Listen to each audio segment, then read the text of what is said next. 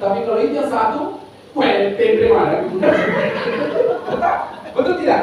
Betul tidak? Jadi sama ini tidak ada yang belum, ya ini sekedar ini. Ya, jadi makanya saya minta sebelumnya saya tanya tadi ada lagi sebelumnya. Karena kalau fikih itu mesti juga transparan. Tidak boleh kita sembunyi-sembunyi. Jangan ada dusta di antara kita. Iya. Jangan ada.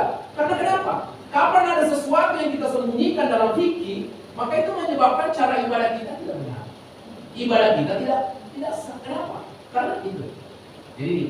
Jadi tadi hadas kecil, cara membersihkan istinja, kemudian yang kedua cara membersihkan berwudu. Berapa wudu?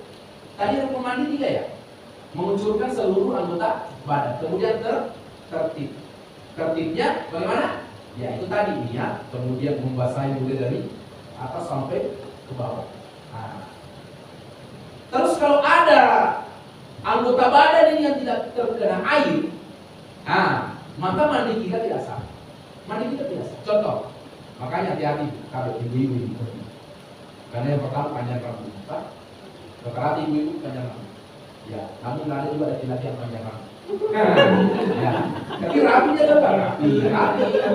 Nabi itu Pak, Nabi itu gondrong, gondrong, panjang rambutnya. Ya, tapi dia rapi seperti ini kan rapi. Penyakit itu kita gondrong di matanya mantap, kalau yang buta kita tidak. Tapi kalau rapi seperti ini, makanya itu Ustaz Hariri dari Kota itu rambutnya luar biasa. Ya, gondrong kok, luar biasa. Gak gani di belakang.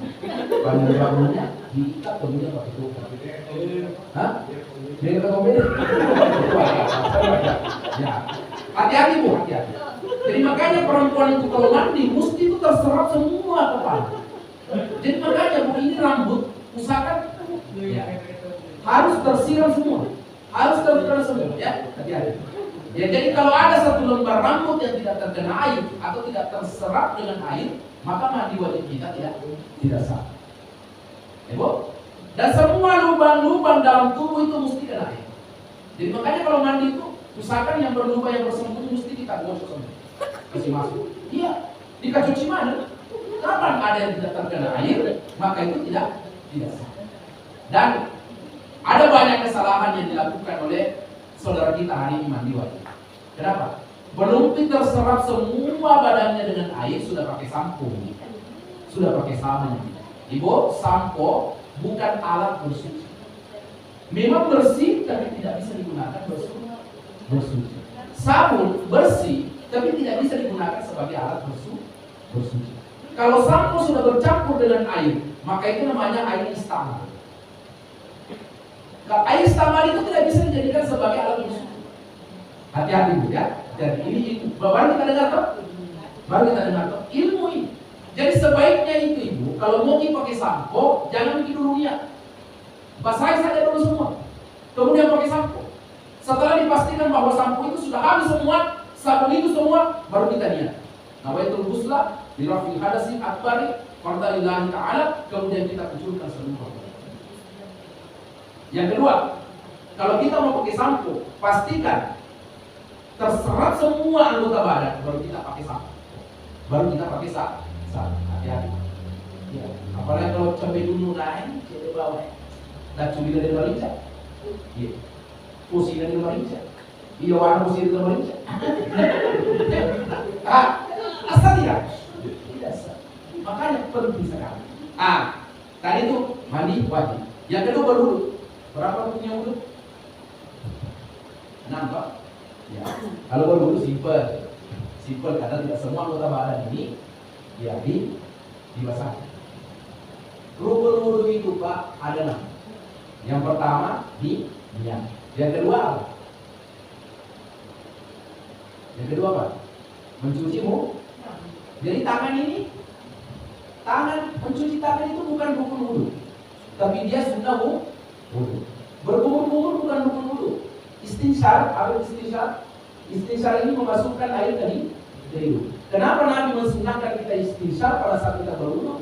Supaya semua debu-debu yang masuk dalam hidung itu keluar. Jadi makanya kalau ada orang berwudu kemudian dia keseringan istinsyar, maka dia jauh dari influenza dan jauh dari sakit kepala. Jadi kalau ibu sakit kepala, usahakan hirup air masukkan ke dalam hidung sampai yang pelis itu, insya Allah sakit kepala kita berhenti. Nah, jadi rukun wudu niat itu tadi nawaitul wudu. Kemudian buka, ini kan buka. Jadi mana yang masuk buka? Ya, tidak suka. Kalau apa yang dilakukan nanti ya pandai jekonya, jadi kalau baru ya sampai ada yang tidak terserap. Atau makanya saya itu Pak, saya tidak pandangkan jagung. Pak Mujahid itu ya jagung melape. Apa boleh? Kata? Ya. Nah ini, jadi buka. Setelah itu apa? Kedua tangan sampai siku. Jadi kalau ada berwudu tidak basah sikunya, tidak sah wudu. Apalagi sebagian rambut. Ada juga mengatakan sebagian kepala. Karena kalau rambut, banyak orang botak tidak punya rambut, jadi makanya bagaimana rambut? Ya kan orang botak itu, jadi makanya agama ada yang mengatakan sebagian rambut, ada juga yang mengatakan sebagian kepala. Karena kalau kita berfokus hanya sebagian rambut, dinanya itu bukan. Tidak rambut itu. Yang mana? Makanya kalau orang yang berkeyakinan bahwa sebagian rambut, kalau rambut di depan tidak ada, rambut di belakang ada, maka dia usap di sini. Nah, jadi jangan heran pun kalau ada orang berwudu bukan di sini dia basahin, tapi di belakang. Kenapa? Karena hanya di belakang yang ada rambutnya. Ya toh? Kalau dia berkeyakinan sebagian rambut, kalau kita berkeyakinan sebagian kepala, maka rambut tidak ada, dia tidak ada rambutnya. Yang penting ada kepala di depan. Nah itu yang dia usah. Bisa dipahami? Ya nanti kita akan share dalam bentuk diskusi. Jam 9. Waktu saya sampai setengah 10, bahkan sampai jam 10. Nanti kita lihat, kalau bisa bertahan sampai jam 11 sampai jam 11. Bisa tidak? Ibu ada nanya silakan. Kita menyesuaikan. Tapi kita tidur ini ya. Ya. Tadi tangan sampai siku. Jadi kalau ada berwudu tidak rata, tidak basah sikunya, maka tidak sah wudu. Sebaiknya ibu kalau kita berwudu usahakan lebih daripada siku. Lebih baik daripada itu. Apalagi sebagian rambut sudah. Apalagi kaki sampai mata kaki. Jadi kalau ada orang berwudu, mata kakinya tidak basah, maka tidak sah wudu. Bagaimana dengan tadinya? Apa dia masuk wudu? Tidak. Sunnah. Jadi kalau ada berwudu tidak basahi tadinya jangan berwudu. Karena itu tadinya sunnah. Yang enam apa? Tertib. Habis itu tertib, mulai pertama sampai terakhir. Kalau ada orang berwudu mulai kaki dulu, baru naik ke muka, baru turun ke. Itu namanya berwudu salah. Karena kenapa? Ada satu huruf yang ketinggalan. Apa itu? Tertib. Bisa dipahami? Ya. Jadi ini tertibnya di mana? Al-Quran mengatakan, ya tangan sampai siku, bukan siku turun ke tangan. Hati-hati. Banyak orang berwudu hari ini salah. Apalagi kalau pakai keran. Dia mulai dari sikunya dia basahi dulu. Agama mengatakan wudunya tidak sah. Sebaiknya kalau kita pakai keran, tetap kita mulai dari tangan sampai siku. Jangan langsung. Kenapa? Karena menyalahi dari bisa dipahami? Adapun persoalan mendahului kanan dan kiri itu persoalan saya. Kita berwudu mulai kiri dulu dalam salah. Kita mulai kanan dulu, alhamdulillah karena itu sunnah. Apa itu sunnah Pak? Sunnah adalah melakukan mendapat pahala, tidak melakukan tidak berdosa. Bisa dipahami? Ya, sampai sini ada pertanyaan? Kalau tidak ada kita lanjut. Ya.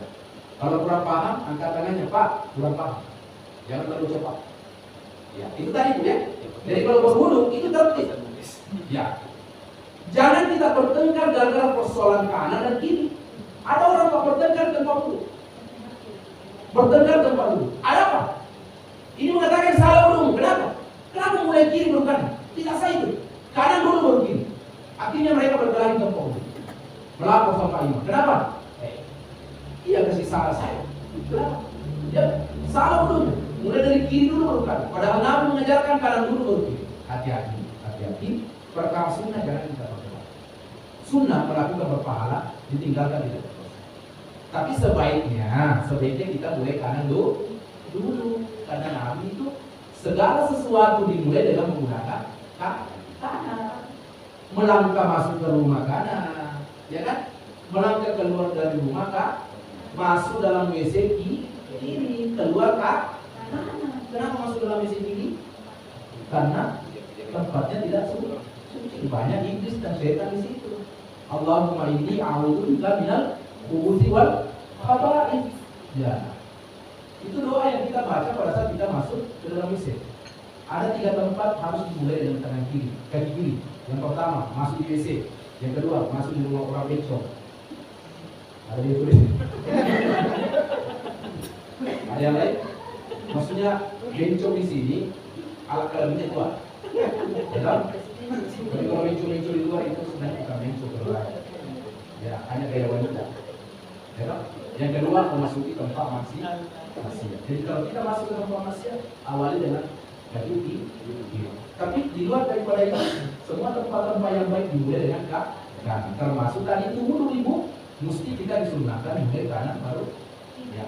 Apa lagi yang dipakai setelah wudhu? Ada namanya tayamum. Tinta sama tayamum? Tinta? Sudah sering praktekkan tayamum? Jadi tayamum itu pengganti wudhu. Kapan kita gunakan tayamum? Yang pertama, pada saat kita mau berwudhu tidak ada air, maka kita gunakan debu atau tanah. Biar di tembok bisa, biar di sini bisa, biar di pundak saudara kita bisa. Kenapa? Karena semua yang diciptakan di sini berasal dari bumi dan tanah. Makanya agama mengajarkan kepada kita bahwa bertayamum itu di mana tempat-tempat yang dianggap suci dan bersih, maka di situ kita bertayamum. Makanya di pesawat kita bertayamum itu ada di belakang ada, di belakang tempat di pesawat, tak? Kenapa? Karena itu terbuat dari bisa dipahami? Jadi tayamum itu caranya seperti itu. Kita lihat. Sebenarnya fikih itu butuh juga praktek. Kalau hanya sekedar mendengar teori susah. Tapi itu butuh praktek. Termasuk tadi wudhu itu mesti praktek. Tapi kalau wudhu kan bahasa lagi kita punya tanya kan. Kalau tayamum tidak. Jadi tayamum seperti ini. Anggaplah ini ada debu. Ini kita ambil dari tanah yang bersih, toh. Biasa orang pakai batu bata, toh. Batu bata, kemudian dibaru, kemudian ditanda, dihaluskan. Kenapa dihaluskan? Supaya tidak melukai kita punya. Yang pertama, anggaplah ini sudah debu. Jadi kita letakkan tangan kita, Bu, seperti ini. Kemudian kita begini, supaya semua yang berat-berat itu jatuh, ya. Semua yang berat-berat jatuh yang dimungkinkan itu akan melukai muka kita. Setelah itu seperti itu. Jadi sepotong ini sepotong. Ini sepotong.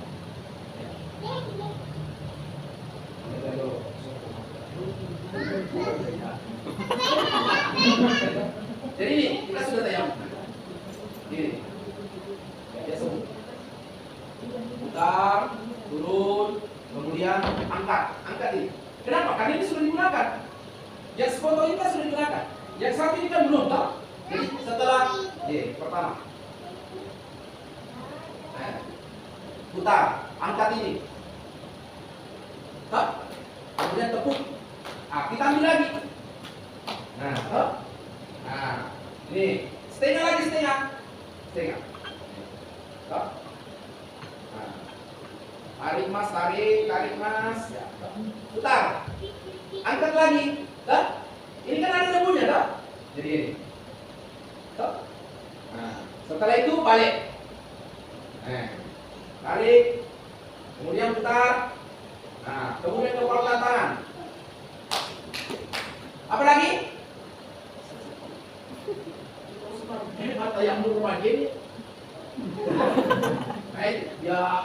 Jadi tayamum itu hanya 3. Yang pertama nih, nama itu tayamum li istibahati sholati lillahi ta'ala. Kemudian kedua, muka, kemudian tangan sampai sini. Selesai. Tidak perlu lagi dicuci kaki. Tidak perlu lagi sebagian rambut. Ya? Itu. Coba agama ini juga. Kapan kita tayamum? Yang pertama pada saat kita tidak menentukan air. Kemudian yang kedua pada saat kita sakit. Dokter mengatakan jangan sentuh air.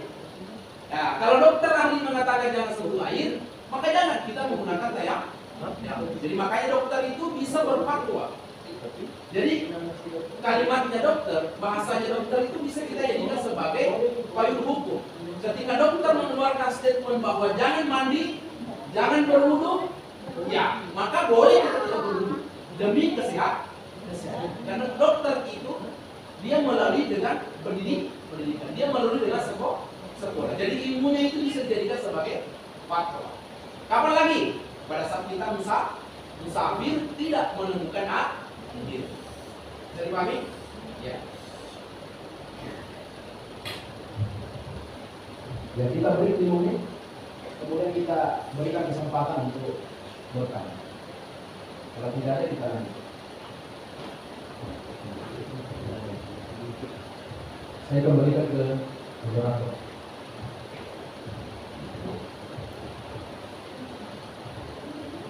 Baiklah, itulah tadi pemaparan materi dari Bapak Abdul Ghani SPDI.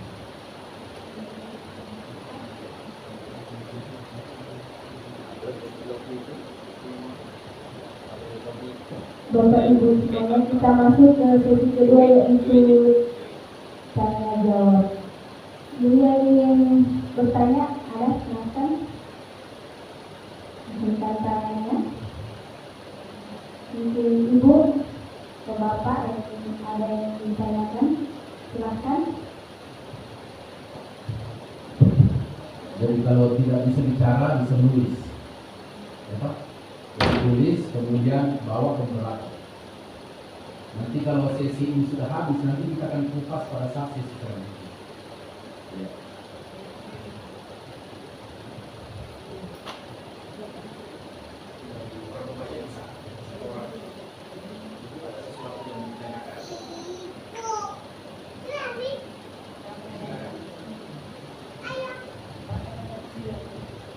Mungkin dari Bapak mungkin ada yang ditanyakan.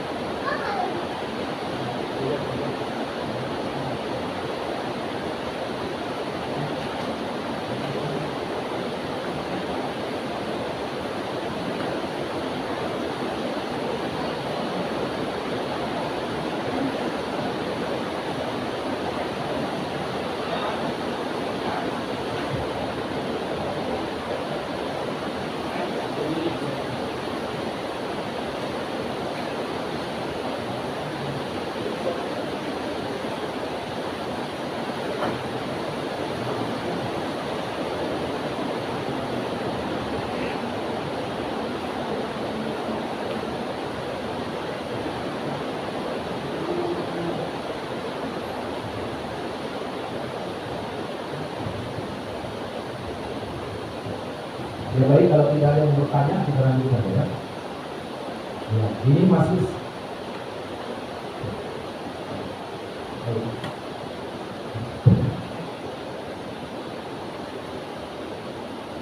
ya.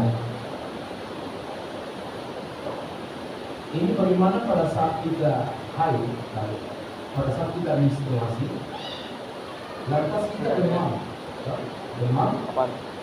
dan kita sudah berhenti dari ini. Berarti kita tidak boleh mandi. Kalau kita tidak mandi, berarti itu tidak salah. Bagaimana caranya? Maka penggantinya tayamum. Nah, ini penting tayamum itu. Artinya tayamum itu kan dalam kondisi kita tidak mendapatkan air, karena kalau air dari ini apa masih kuat. So, air hujan bisa dijadikan sebagai alat bersuci. Air embun bisa kita jadikan sebagai bersuci, air AC bisa dijadikan sebagai bersuci, Air apa lagi? Nah, air sawit, air laut. Nah, jadi air laut itu tuh bisa dijadikan sebagai air bersih. Tapi ini persoalannya bukan karena tidak ada air, tapi karena persoalan kita sakit. Kita tidak bisa mandi, tapi kita sudah berhenti. Gitu? Maka bisa bertayamum. Tadi caranya seperti apa? Tayamum mau salat, tayamum pengganti wudu sama. Tayamum pengganti mandi sama. Tetap niatnya seperti itu. Ya. Kemudian caranya juga seperti itu. Kemudian silakan ibu, ya, bertayamum. Kemudian silakan salat. Pada saat Anda ibu sembuh dari sakit, maka ibu wajib mandi. Tapi ingat, tayamum itu hanya bisa digunakan satu kali salat. Bisa dibagi? Beda dengan wudu. Wudu itu bisa berkali-kali kita salat. Satu wudu. Tapi tayamum tidak boleh. Satu tayamum, satu salat. Bisa dibagi? Ya. Jadi tadi itu caranya seperti itu. Jadi kalau kita sementara menstruasi, kemudian berhenti, kemudian tiba-tiba kita demam, tapi kita belum mandi, maka silakan bertayamum dan lakukan salat. Laki-laki sementara demam tapi keluar, satu motor kalau kau bagaimana? Bukan jatuh apa sih? Iya. Jadi bagaimana caranya? Ketika tidak boleh mandi, maka caranya bertayamum. Jadi sama. Tayamumnya seperti apa? Seperti itu. Kalau bertayamum istilah salatu dari kalau. Tapi ingat, pada saat bapak ini sudah sembuh dan demam, maka wajib mandi. Jadi mandi. Ya. Ini betul. Ya. Jadi itu kaget. Meskipun suami kita, kalau dia demam, dia jadi wacana. Makan lagi, sampai kubur, sampai kubur, kalau itu mama tayamum, jadi hati-hati. Tapi biasa juga begitu kan? Ini kan kita manusia. Ya. Terus yang kedua, bagaimana dengan perempuan yang menstruasi tapi lewat daripada 15 hari? Kalau Imam Syafi'i itu jangka waktunya sampai 15 hari. Kalau 15 hari ibu masih keluar, ya masih keluar darah, maka di situ ibu boleh wajib mandi. Terus bagaimana Pak? Ini masih ada darah keluar, silakan dia keluar. Pada saat kita sudah mandi, bersih, suci, kemudian kita cuci, kata tulis. Kita mau ya, kita cuci, kemudian kita bungkus. Pembalut yang kemungkinan tidak tembus ke pakaian. Bisa dipahami? Nah, pada saat itu setelah kita balut, bungkus, kemudian kita berwudu. Bagaimana pada saat kita berwudu lantas ada keluar kita rasa, maka silakan dia keluar, tidak ada masalah. Itu namanya uzur. Uzur itu adalah apa? Uzur itu karena ada sesuatu hal yang terjadi di luar kodrat manusia. Maka silakan dia keluar. Yang penting tidak tembus. Maka pada saat itu ibu salat, dan pada saat selesai salat, maka silakan ibu bersihkan kembali. Tidak boleh wudu yang kita gunakan dan itu juga nanti kita gunakan salat asar. Makanya salat duhur. Kemudian kita gunakan lagi salat asar, jangan. Tidak boleh.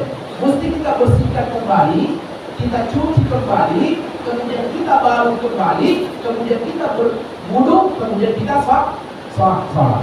Bisa dipahami? Ya, sudah jelas? Saya ulangi? Sudah?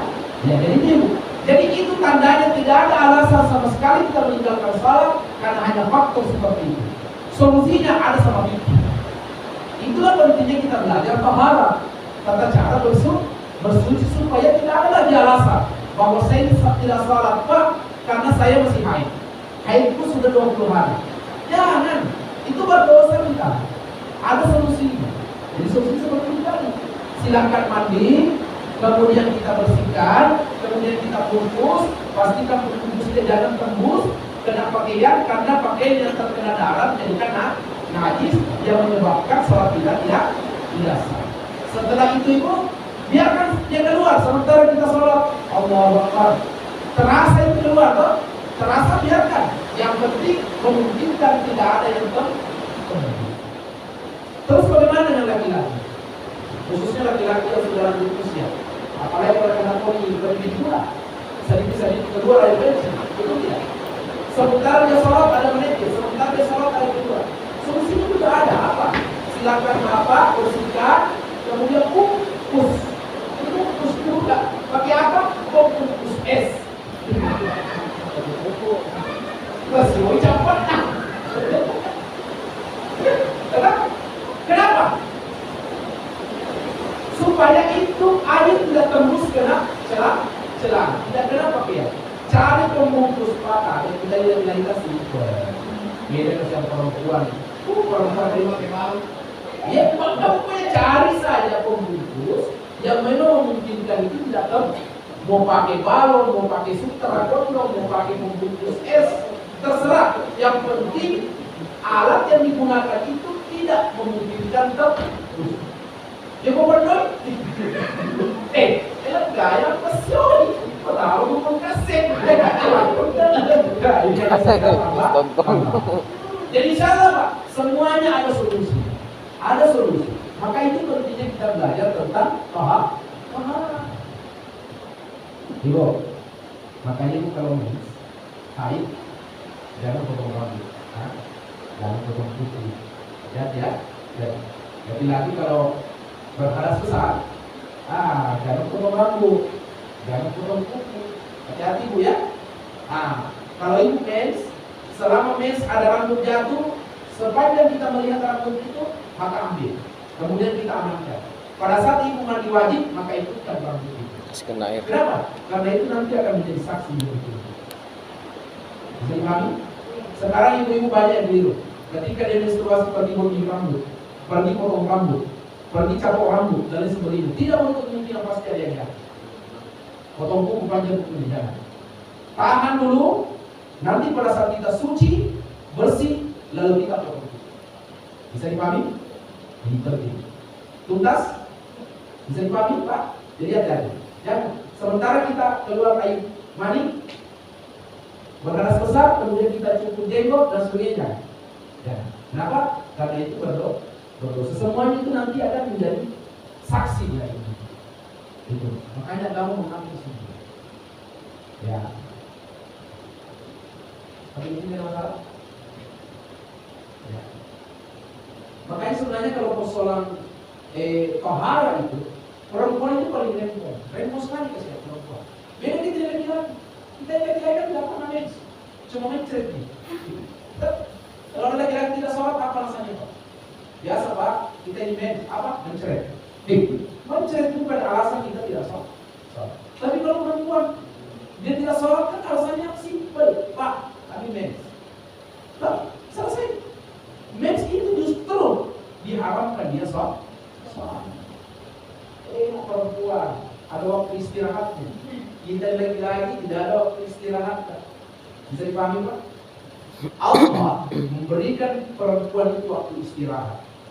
Dia tidak salat, tidak puasa, tidak mengaji, ya kan? Betul?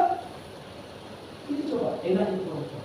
Makanya Allah saja memberikan kesempatan istirahat kepada perempuan, apalagi kita ini suami. Kasih juga istirahat istri. Betul ya? Kalau istri kita sementara istirahat begitu, terus dimakan begini. Mana itu? Maraku ya. Jangan Pak. Makanya boleh tapi di pinggir-pinggirnya saja. Tak perlu ngomongin masalah. Ya, hati-hati Pak, ini pikir. Jadi jangan sampai ada dalam hatinya apa ini pematian buruk sekali. Tidak. Hati-hati Pak. Tapi ya, jangan Pak. Jadi makanya orang-orang Arab kalau istrinya mens dia tinggalkan dulu. Orang Arab itu tinggi di dulu. Kenapa? Karena sudah mengatakan tinggi di dulu. Jadi makanya kalau istrinya mens dia jauh-jauh. Kenapa? Jangan sampai dia tidak bisa tahan. Ya. Tapi solusinya seperti tadi, boleh Pak kalau pinggir-pinggirnya, boleh tapi hati-hati. Masa kita kalau mau sawah. Itu. Ya. Jadi itu tadi hadas kecil dan hadas besar. Kalau sudah ini kita pahami dan sudah kita tahu caranya bersihkan, insya Allah salat kita selesai aman. Nah, itu kan sama. Bisa dipahami?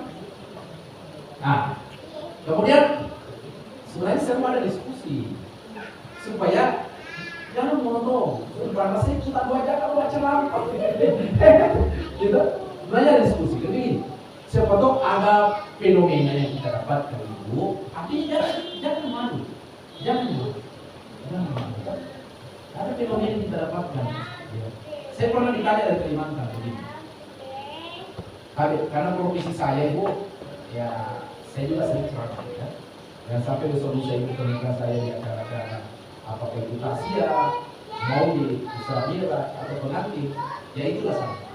Jadi saya pernah tugas di Kalimantan. Tidak lama kemudian itu saya ditanya, Pak Ustaz. Jadi orang sering panggil saya Pak Ustaz. Walaupun sebenarnya itu belum layak saya disangka sebagai Ustaz. Ya, tapi karena mungkin seringnya saya di ceramah, akhirnya dipanggil Ustaz. Ya, sampai nama saya hari ini Ustaz Cuy. Nah, jadi nama kainnya itu Pak Ustaz Cuy. Jadi kalau besok kita keluar atau ada yang serbu, kita kenal Ustaz Cuy, nah ini berarti itu pokok. Atau yang lain Ustaz Cuy yang pertama di fotonya, sisi matanya besar-besar hidungnya, tipis-tipis bibirnya, nah itu dia ada. Nah, ini kardisio. Ya, jadi saya ditanya begini, Pak Ustaz, kan kebetulan suamiku dari perjalanan dinas. Ya, saya minta maaf. Adik-adik, asal saya terima ya. Saya dari perjalanan dinas, suami saya dari perjalanan dinas. Tapi persoalannya, ini barang sudah kering, tanda kutip. Tapi kami belum mandi. Udah, artinya sudah kering. Tapi kami belum mandi, wajib. Terus suami saya minta haknya, tanda kutip. Suami saya minta haknya. Apakah saya boleh melayani?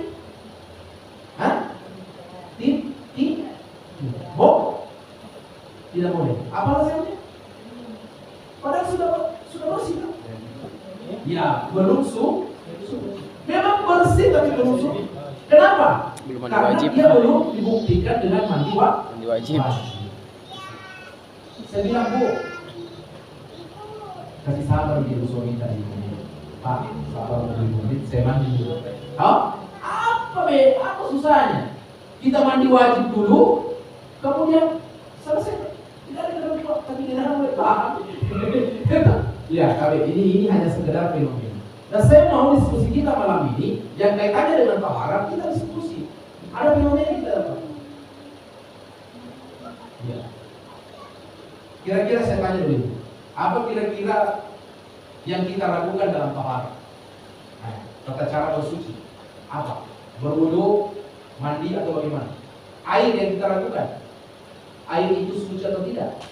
Coba tanyakan semua. Ya, kenapa saya tidak berangkat dari air?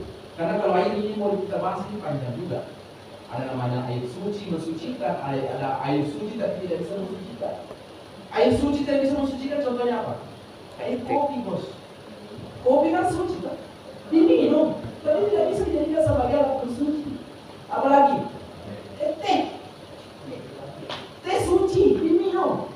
Apalagi palpi, air kelapa suci diminum, tapi tidak bisa dipakai sebagai alat bersuci. Itu namanya suci, tapi tidak bisa mensucikan. Ada juga air suci dan boleh mensuci seperti apa? Air hujan, air bor, air sumur, air laut, air gunung, air salju, ya kan? Bisa dipahami? Air gunung itu semuanya air suci dan bisa mensuci. Air suci tidak bisa mensucikan itu tadi kopi kata orang kalau jenis susu kan boleh nampak tadi, kata. Jadi kopi, teh, semua yang manis-manis, madu, air suci tapi tidak bisa mensuci. Itu yang kita lakukan. Ayo. Hari ini kan tidak ada lagi air kita lakukan, semua dari keran, semua dari bor, semua dari sumur, semua dari gunung. Ya tak? Ya, ada pun mungkin pembagiannya air itu ada namanya air mustama, air makruh. Air makruh seperti air terkena sinar matahari. Contoh itu, sementara ada air di ember, tapi kena sinar matahari langsung, maka jangan dijadikan sebagai alat suci. Karena makruh. Kenapa? Karena ada pancaran violet, ya apa itu namanya kalau istilah. Ada sinar yang menyebabkan itu bisa kita terkena apa? Kusta. Ya, penyakit kulit. Itu karena air yang langsung kena matahari. Tapi air yang tidak langsung kena matahari boleh. Ya, terus bagaimana dengan air sumur yang langsung kena matahari? Itu langsung kena tanah. Ada penawarnya.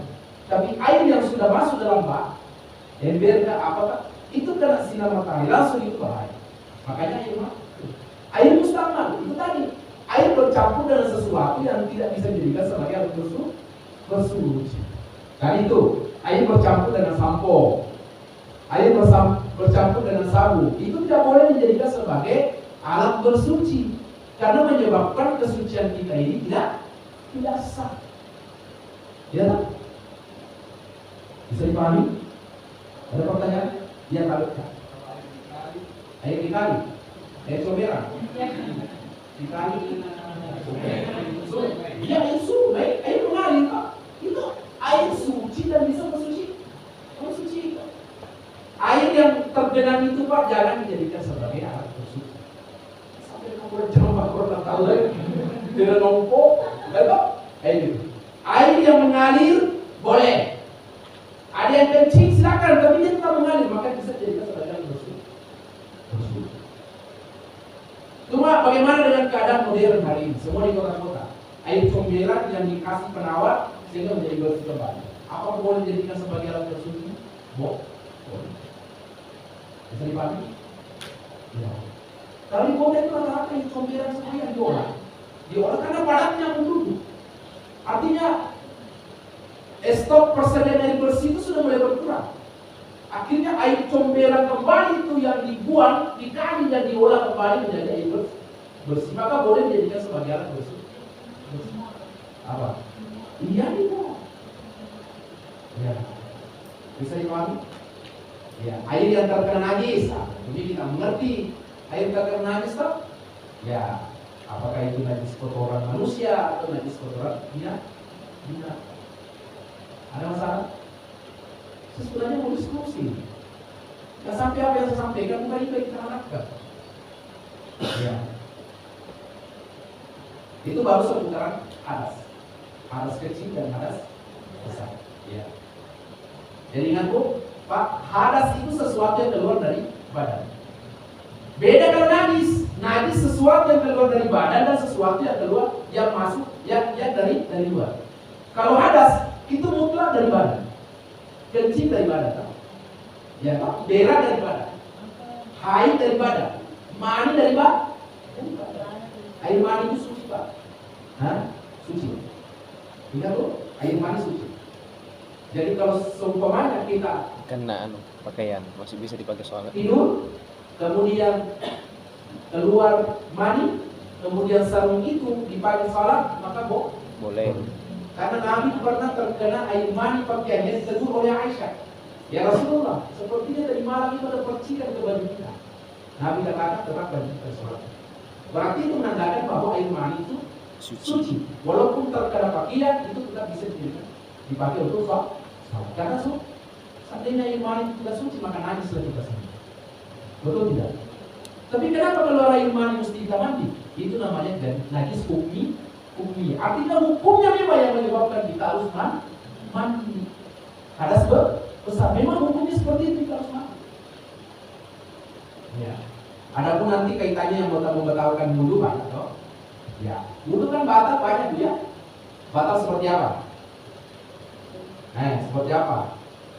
Tentu batal. Nah, saya mau percuma ya Pak Ustaz ya. Hanya angin tidak keluar, ya biar angin. Ada bunyinya, tidak ada bunyinya. Ada bau, tidak ada bau. Yang penting ada keluar dulu.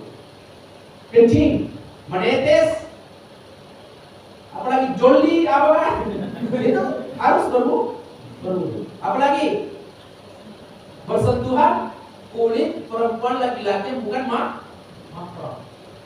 Bagaimana dengan suami? Batal dulu tidak? Yang merasa? Bu, batal dulu kalau sentuh suami? Tidak. Ada juga yang batal. Kenapa? Betul? Mana? Mana yang kita lakukan? Kalau saya bersentuhan dengan kulit istri batal dulu. Saya tukar dulu. Kalau ibu tidak ada masalah. Karena memang ada yang membolehkan itu. Kalau keyakinan kami itu persentuhan kulit dengan istri tetap membatalkan itu. Karena istri dan suami kadang-kala akan bercerai. Dan itu namanya mukrim dalam ikatan pernikahan. Bisa dipahami? Kalau mahram itu saudara ya. Hah?